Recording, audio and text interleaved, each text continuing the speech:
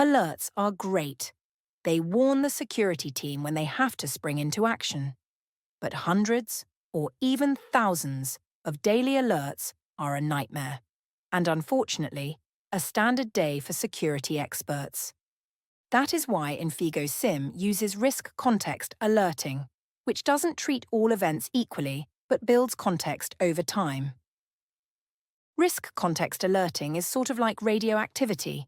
It accumulates over time, but in the end, it doesn't kill you, just activates a proper alert. It stacks a risk score based on user, asset, or activity behavior and triggers an alert only when a certain threshold is reached. And that is how it reduces noise, increases accuracy, enables contextual decisions, and supports risk-based prioritization. It really does wonders to combat alert fatigue. Risk is calculated not just by the severity of individual events, but also their context, accuracy, and frequency. For example, a suspicious login event might have a base risk score of 30. But if that suspicious login is tied to an admin, it has an additional modifier, so its risk score rises. If the event is on a test environment, that could lower the score, but if it's on full production, the score jumps dramatically. And when all that score is added, reduced, multiplied, and summarized, if it passes a certain threshold, it will trigger an alert, but not before. Let's see how this looks in practice. For example, you have an alert for the rule, all accounts created. That's a good rule. You really do want to know when somebody creates a new account in the system. But from a SOC analyst perspective, the question is, what can I do with that? A SOC analyst could check if the account was really created and then call a system admin. But to do that for every account, that would be insane. The alert makes sense, as we said, it's a good rule, but this is an expected true positive. So, you want information that this happened, and you want it to have a certain weight.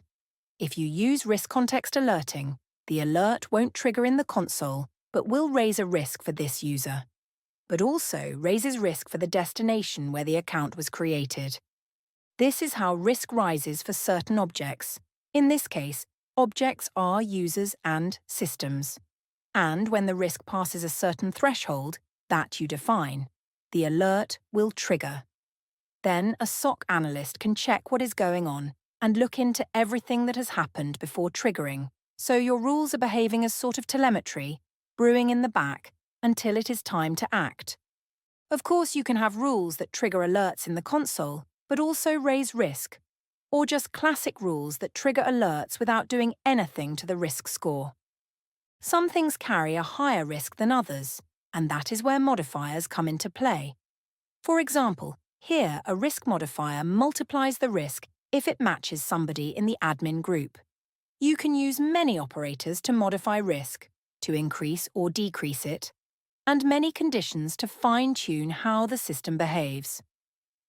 All that in the end gives organizations extreme flexibility in how they deal with alerts and how they want to utilize their SOC teams.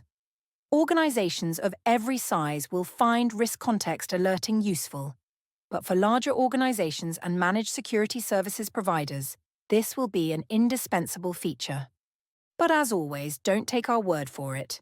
Check out the official web where you can also request a trial on-premises license or a demo Splunk Cloud license and see everything for yourself before buying anything. Go to www.infigosim.com to find out more.